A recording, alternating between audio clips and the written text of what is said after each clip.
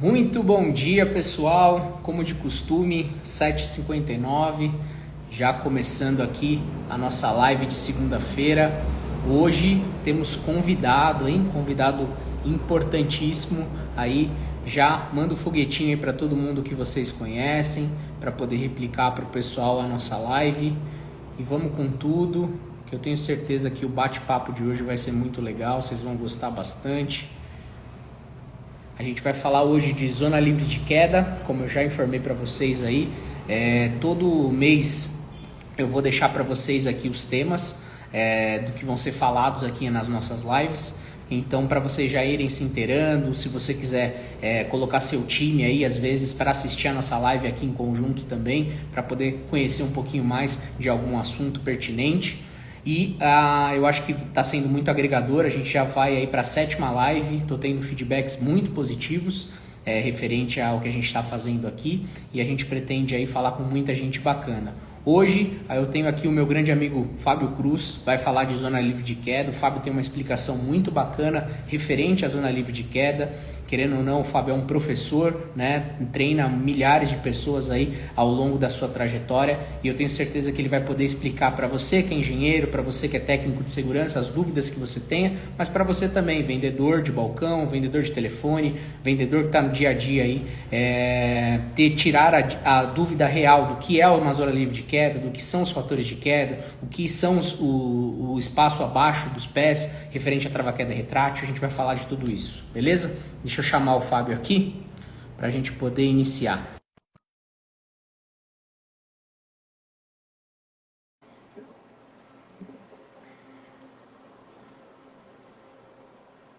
Opa, Maravilha, peraí que eu preciso virar a câmera. beleza.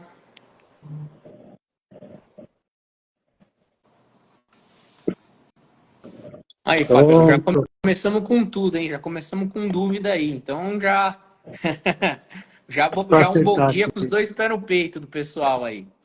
E aí, meu amigo, como é que você tá? Tudo tranquilo? Tudo jóia, e você? Tudo certo, maravilha. Começando a segunda aí como tem que ser. Já começamos com tudo aí, trabalhando, e vamos conversar com o nosso pessoal aí.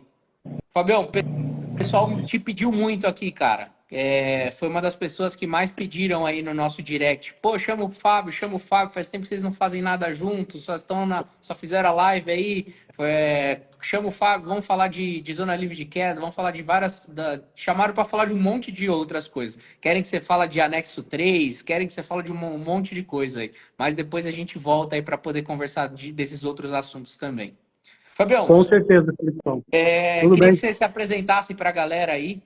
Obviamente, eu acredito que a maioria das pessoas que estão aqui no Instagram da Atenas e que conhecem já viram o seu rosto por aí. A gente faz muita coisa junto, né? Tem muito conteúdo nosso em conjunto. Mas conta um pouquinho para o pessoal aí a sua trajetória, para o pessoal que não te conhece te conhecer. Legal. Meu nome é Fábio Cruz, sou proprietário da HW Treinamentos. Estou localizado em Mogi das Cruzes. Trabalho com segurança desde os 14 anos de idade. Vou fazer 50 anos aí o ano que vem, estou com 49, então 35 anos nessa área de segurança do trabalho. Nunca fiz outra coisa que não seja voltado à segurança do trabalho, né? Nos últimos 11 anos, estou com a minha empresa de treinamentos aqui em Mogi, exclusivamente para trabalhar em altura e espaço confinado, treinamento de capacitação para técnicos e engenheiros de segurança, para usuário final, e as consultorias também, que a gente faz bastante, inventário de riscos, tudo mais. Legal, legal.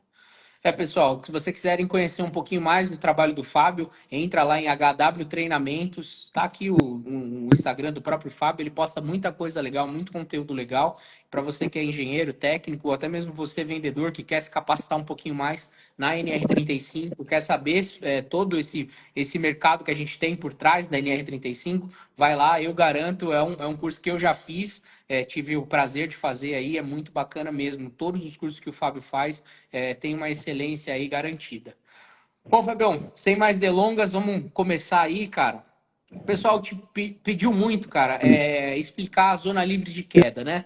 É Uhum. uma das dúvidas que a gente mais tem aqui no telefone hoje em dia, tanto dos vendedores, dos nossos parceiros, né, dos nossos distribuidores, mas também do engenheiro e do técnico. Quando o cara recebe um cinto, um talabarte, a primeira coisa que ele pergunta, caraca, eu só posso trabalhar em altura a 5,35 m, né? É uma, acho que das principais dúvidas aí que o pessoal tem referente à zona livre de queda, né? Ao pictograma que existe dentro de um talabarte. Eu queria que você começasse aí, eu acho que pelos fatores de queda, né? Acho que o pessoal Uhum. entendendo o que é o fator de queda, acho que depois a zona livre de queda, acho que vai cair num entendimento melhor aí para todo o pessoal. E aí a gente pode, falando depois do fator de queda, a gente pode responder a pergunta do Marcelo aqui, referente ao absorvedor de queda, como que seria a abertura dele. Tá, joia. Bom, o fator de queda é a razão que compreende a distância de queda livre e o comprimento do talabarte, tá? Então, eu vou dividir o quanto eu caí pelo comprimento do meu talabarte. Então, por exemplo, se eu conectar o meu talabarte totalmente esticado, vamos dizer que meu talabarte tenha 1,30 m, tá? E eu conectar ele totalmente para baixo, esticadinho, eu vou ter uma queda livre de 2,60 m, que eu vou cair o comprimento de 2 talabartes. Então, se eu pegar 2,60 e dividir por 1,30, eu vou ter um fator de queda 2. Se eu conectar ele na mesma altura do meu elemento de ligação, eu vou ter uma queda livre de 1,30 m. Então, o meu fator de queda é 1, porque 1,30 dividido por 1,30 vai dar 1.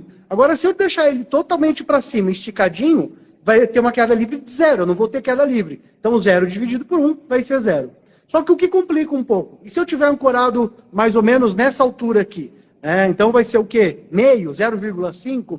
Então a gente está acostumado a trazer agora para o Brasil o conceito de fator de queda sempre que estiver conectado acima do meu elemento de engate, menor do que 1.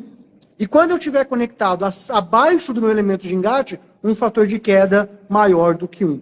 Então, quando a gente está fazendo uma análise de risco, fazendo uma liberação de atividade, a gente sempre vai buscar o quê? Um fator de queda menor do que 1.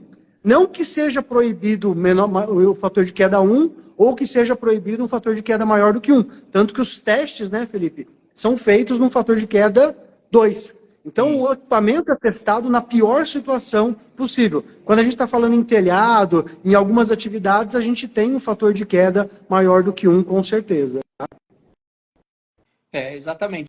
Os testes são colocados, né, e classificados aí exatamente para a gente entender sempre o pior cenário, né?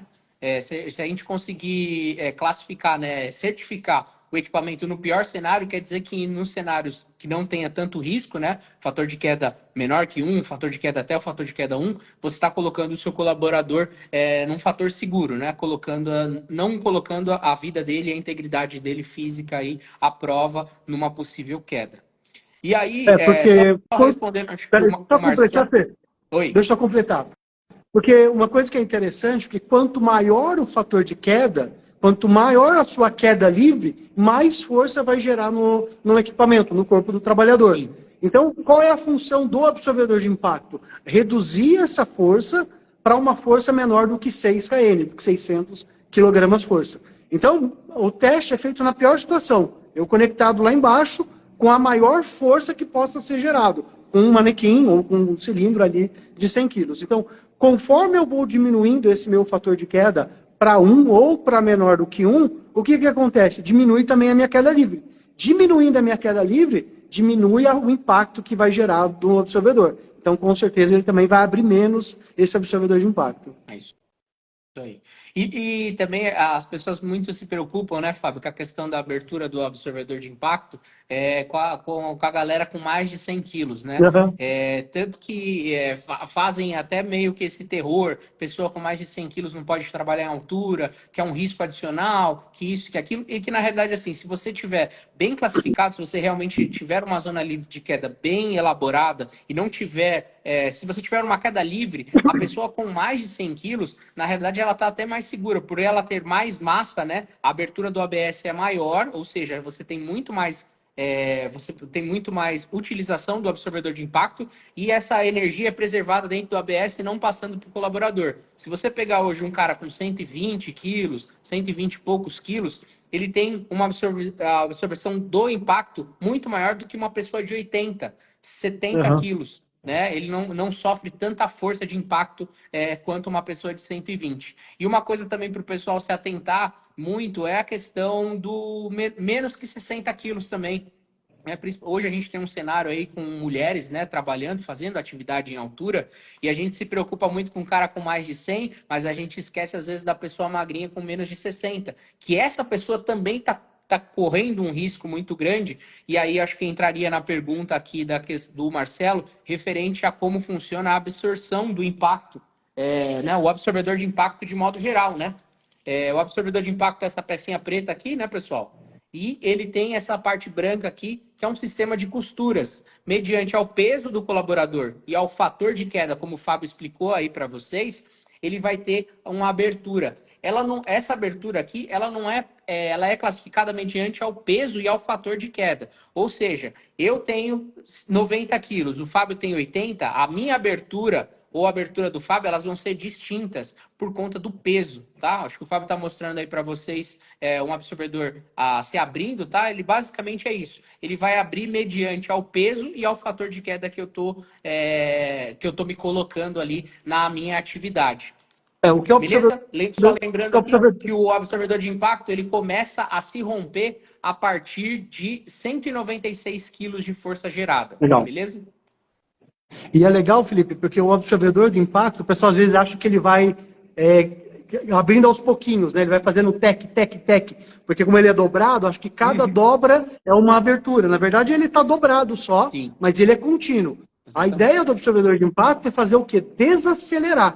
Então, ao invés de eu ter uma queda brusca e uma parada brusca, eu vou começar rápido e vou desacelerar essa velocidade. Então, a minha força G gerada ali vai ser menor quando eu desacelero e vou parando mais devagar. É o que você falou, uma pessoa mais leve, a parada é mais brusca.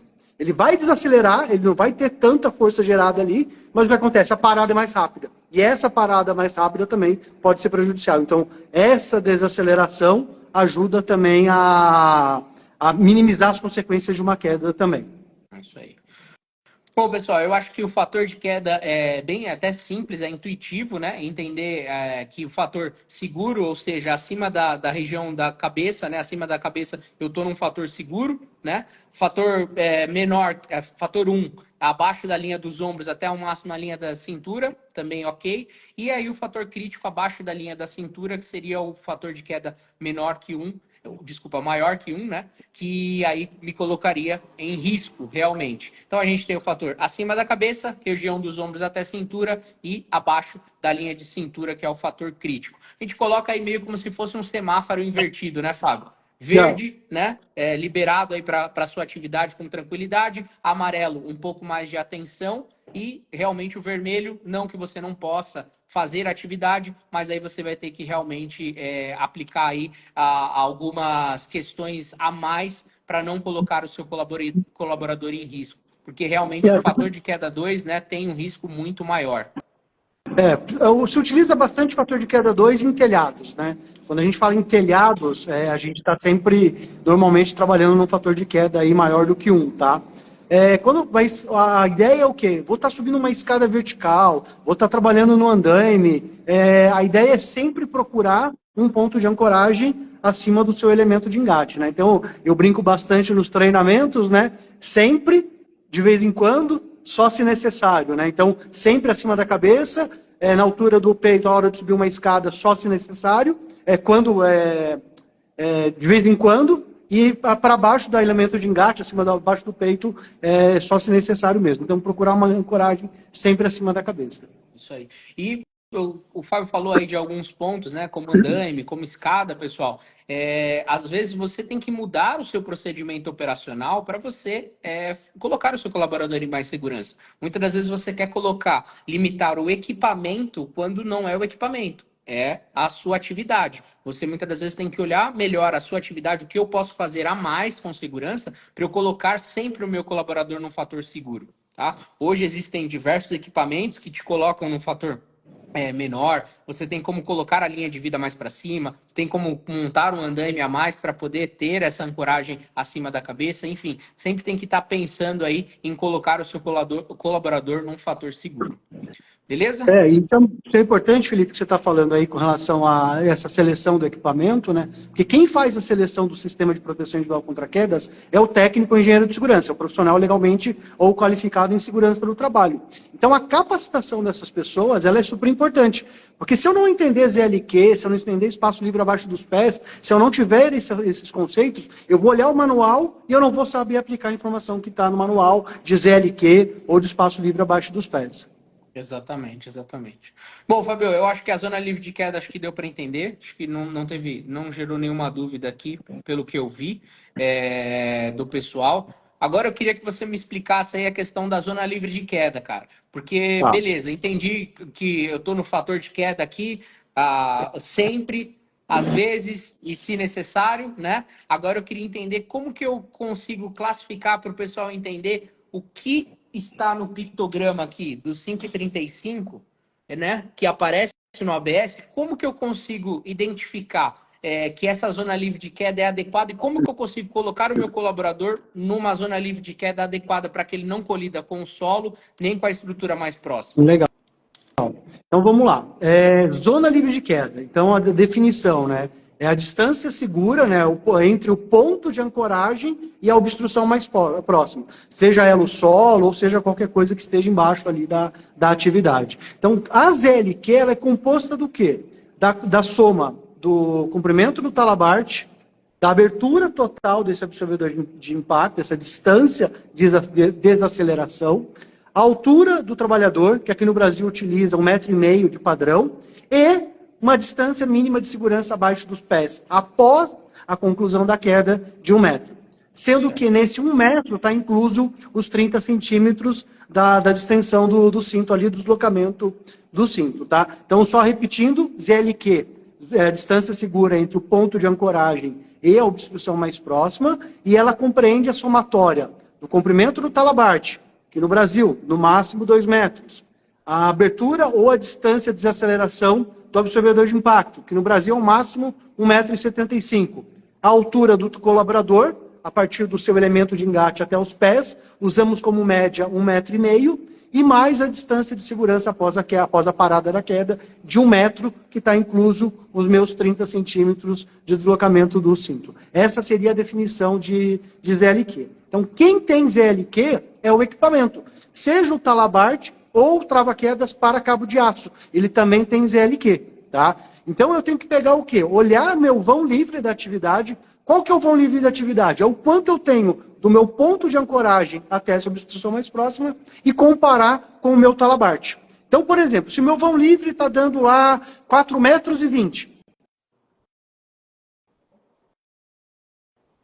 metros, e o meu talabarte está dando uma ZL... Opa! Voltou? Agora voltou. Ah, então tá jóia. Então, se eu tenho então lá o meu talabarte com uma ZLQ de 5,30 m e o meu vão livre é de 4 metros, por exemplo, quando eu olho, eu falo assim, opa, alguma coisa não é compatível aí.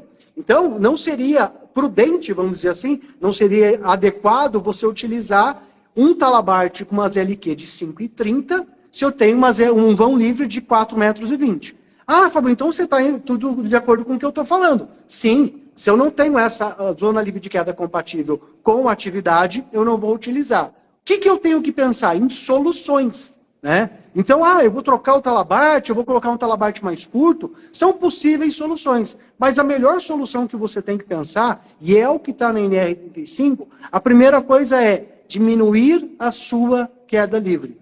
Como é que eu faço para diminuir a queda livre? Você tem duas opções. Primeira coisa, em vez de ancorar ali, por exemplo, na altura do peito a 4,20 metros, procurar um ponto de ancoragem acima da cabeça. Então, se eu estou, por exemplo, subindo uma escada, eu vou conectar acima da cabeça. Então, mesmo eu trabalhando ali a 2 metros, 2,5 metros, conectando acima da cabeça, o meu talabarte não vai abrir o absorvedor de impacto totalmente, ele vai abrir pouco, então eu não vou atingir o chão. Então, primeira coisa, ancorar acima da cabeça. Segunda opção que tem, por exemplo, eu estou trabalhando em cima de um andaime. Estou a 2 metros de altura, não tenho altura suficiente ali do meu ponto de ancoragem até a obstrução mais próxima, eu posso procurar um ponto de ancoragem do lado oposto da minha queda. Então, em vez de ancorar aqui na frente, eu vou ancorar para trás. Ou eu posso diminuir essa queda livre usando o conceito que a gente tem na pente. conectando para baixo, que se eu tiver uma queda livre, eu vou passar por cima do guarda-corpo e diminuir a queda livre.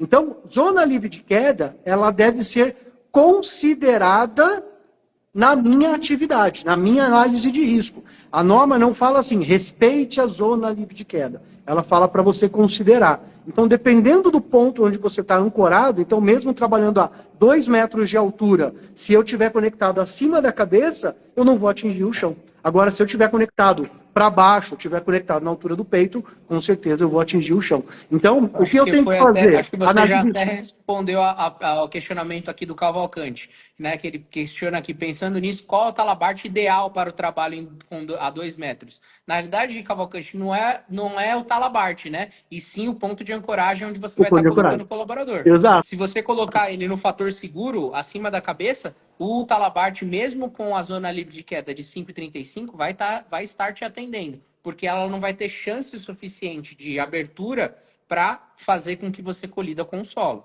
Exato. E aí o pessoal fala assim, muitas vezes, Felipe, Fabião, então eu vou usar um talabarte menor. Eu vou colocar um fall factor de 90 centímetros para trabalhar em cima do andaime. Legal, pode até ser uma boa opção. Só que o que acontece? Eu não vou ter mobilidade, porque ele é curto.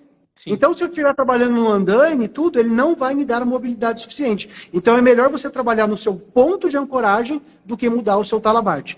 Fábio, eu vou subir uma escada curta, de 6 metros, por exemplo. Legal, eu só vou me posicionar nessa escada, tranquilo, não vou ter deslocamentos laterais. O fall factor funciona muito bem, porque ele é curtinho, você não vai subir tanto, fica tranquilo para poder utilizar. Mas agora, se eu tivesse que sair um deslocamento, saindo, por exemplo, daqui, dessa escada aqui, ó, para ir para o telhado que está aqui, o fall factor já não daria, porque eu tenho uma linha de vida lá, ele não vai alcançar. Então, preciso de um talabarte maior. Então, aqui no Brasil, a gente começa sempre, coloca um talabarte mais curto, coloca um talabarte mais curto, mas não vai te dar deslocamento para você fazer essa mudança de atividade ou do ponto A para o ponto B. É isso aí, isso aí. O Marcelo também fez um questionamento aqui referente a, falando em talabarte, se deve ser da mesma marca do cinto, se isso confere. Sim, tá, Marcelo?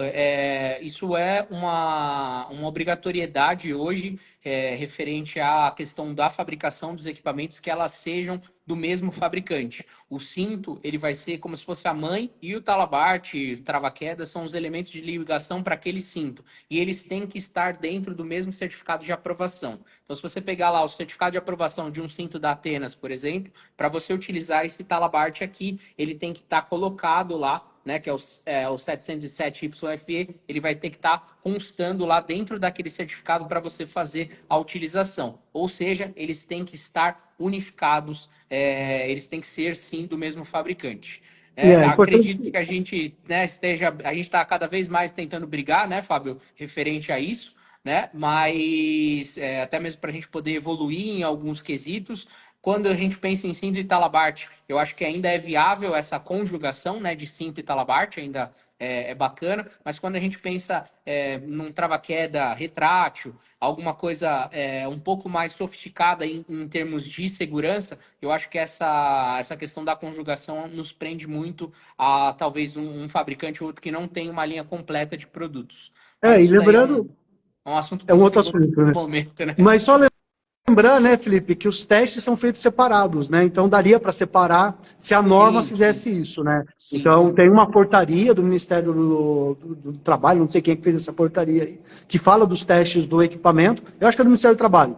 Tá? Tem uma portaria que fala sobre certificação de produto. E nessa portaria, que apesar dos testes serem feitos separados, a certificação é por marca fabricante. Tá? Então quem tem CA é o cinto, talabarte e trava-quedas estão conjugados ou então ligados ali no seu certificado de aprovação.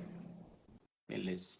Cavalcante fez mais um questionamento referente a qual é a referência desse talabarte mais curto. Esse daí é o Fall Factor, tá? Esse daí é o AT707YFE Fall Factor. Ele tem lá, consta lá no site da Atenas. É uma boa solução para baixas alturas. E para você que quer fazer um investimento um pouco maior também para baixas alturas, a gente também vai ter o equipamento duplo retrátil, que também é um equipamento que está sendo muito utilizado para essas alturas aí determinadas de 2 até no máximo 4 metros. É um produto também muito legal para esse tipo de ação, esse tipo de atividade. Hoje, inclusive, eu vou estar com o Fábio aí no CT, já já eu estou partindo lá para Mogi, exatamente para gravar um vídeo completo sobre o duplo retrátil e sobre as suas falácias e as suas verdades, né, Fábio? Porque o duplo retrátil é um equipamento que está se disseminando aí no mercado, tem muita empresa grande utilizando já essa solução, mas ainda gera muita dúvida de qual é a forma correta de utilização. Exato. Querendo ou não, né, o duplo retrátil é um trava-queda duplo ali muito intuitivo, né? Simula ali um talabarte, mas querendo ou não, ele tem também as suas limitações de angulação, do que fazer, as boas práticas, né, para poder estar colhendo um melhor um benefício desse tipo de equipamento. Então, se você quiser depois, Cavalcante, entra no nosso o YouTube aí, se cadastra já que vai sair um vídeo referente a esse equipamento também. Fabião, eu acho que, cara, ficou muito claro a explicação. Eu acho que era isso mesmo que o pessoal queria, saber aí o que era o fator de queda. Eu acho que a explicação ficou show de bola. E da zona livre de queda também não tem por que ter mais dúvidas. Eu acho que ainda é uma coisa que a gente vai falar por mais 10 anos, né? Porque ainda vai surgir muita dúvida, mas acho que isso é bom, mostra que a gente está evoluindo cada vez mais no mercado de saúde e segurança voltado ao trabalho em altura, e eu acho que a gente vai conseguir, com esse vídeo aqui, eu vou ver se a gente consegue fazer até cortes do que você falou separadamente, para poder deixar disponível aí para o pessoal. Tá joia. Obrigado, Felipe. Espero Cara, você daqui a eu que te pouco aqui. agradeço. É sempre bom estar falando com você aí. Você é um mestre, é sempre fantástico. A sua visão acho que dá mais clareza para o negócio e fica sempre muito bom. Eu te agradeço aí por esses 20 minutinhos. Acho que ficou show de bola, meu amigo. Obrigadão mesmo. Tamo E a junto. gente se vê já já. Já já tô por Valeu. aí. Valeu, um Até mais. abraço. Tchau, Valeu, tchau. pessoal. Obrigado. Uma ótima segunda para todo mundo aí. Vamos para cima, vamos vender. Valeu.